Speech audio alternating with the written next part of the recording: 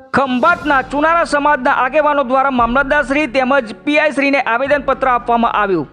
આણંદ જિલ્લાના છેવાડાના ખંભાત શહેરમાં છેલ્લા ઘણા સમયથી ખૂબ જ ભયાનક નશાયુક્ત કેમિકલ વાળી તાળી તેમજ નશાની ગોળીઓ અને સિરપનું ધૂમ વેચાણ થતા અને યુવાનો બરબાદીના પંથ તરફ જતા ખંભાતના શ્રી ચુનારા સમાજ સેવા ટ્રસ્ટના આગેવાનો દ્વારા ખંભાત શહેરમાં ચાલતા દારૂ જુગારના નશાયુક્ત તાળી તેમજ નશાની ટેબ્લેટ એમડી ડ્રગ્સ જેવી પ્રવૃત્તિઓ સદર બંધ કરવા તેમજ યુવાનોને નશાખોરીથી બચાવવા માટે આવેદનપત્ર પાઠવવામાં આવ્યું હતું।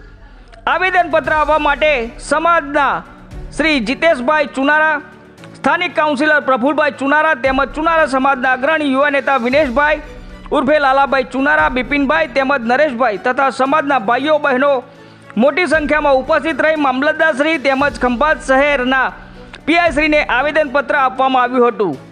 રિપોર્ટર અશ્વિન ખત્રી, ખંભાત। શું નામ છે આપનું? જીતેશભાઈ નટવરભાઈ ચુનારા।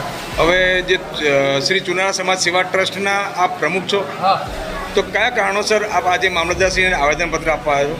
આ નશીલી દવાઓ છે, દારૂ છે, જુગાર છે, બહુ અમારા જે વિસ્તારમાં છે આનો પ્રવૃત્તિ બહુ જ ખરાબ ચાલી રહી છે। મામલતદારશ્રીને એનું આવેદનપત્ર આપવા આવ્યા છે। તમારા એરિયાની અંદર કોઈ એવા કેસ બનેલા છે કે જે આ દવાને લઈ અને કોઈ બીમાર હોય અથવા તો મૃત્યુ પામેલ હોય? હા, એવા તો ઘણા કેસ છે। વિનેશભાઈ અરવિંદભાઈ ચુનારા, ચુનાર સમાજના આગેવાન તરીકે ફરજ બજાવું છું। સમાજમાં જે કોઈ પણ કાર્ય હોય એ માટે આ આવેદનપત્ર અમે આપવા આવ્યા છે મામલતદારશ્રી સાહેબને કે ચુનાર સમાજની અંદર હાલમાં જે સિરપનું દવાનું જે જુગાર દારૂ ને દેશી દારૂનો ધંધો ચાલી રહ્યો છે અને એની યોગ્ય તપાસ કરવા માટે અમે મામલતદારશ્રી સાહેબને મળવા આવ્યા છે અને આની યોગ્ય તપાસ થાય ને અમારા આ સિરપના કારણે દારૂ જુગારના વ્યસનના કારણે અમારા યુવાનો થઈને હાલમાં મૃત્યુ પામેલા છે, એના માટે અમે આવેદનપત્ર મામલતદારશ્રી સાહેબને આપવા આવ્યા છે।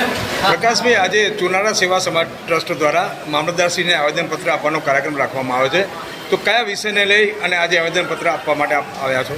ખંભાત જે સ્લમ વિસ્તાર છે, ખાસ કરીને પછાત અને ગરીબ વિસ્તાર છે, એમાં અમારા ચુનારા સમાજ આ બધા વિસ્તારની અંદર ગેરકાયદેસર નશીલી દવાનું વેચાણ અને અન્ય જે ગેરકાયદેસર ધંધાની પ્રવૃત્તિ થાય છે એના માટે અમે આ આવેદનપત્ર મામલતદારશ્રીને આપીએ છીએ।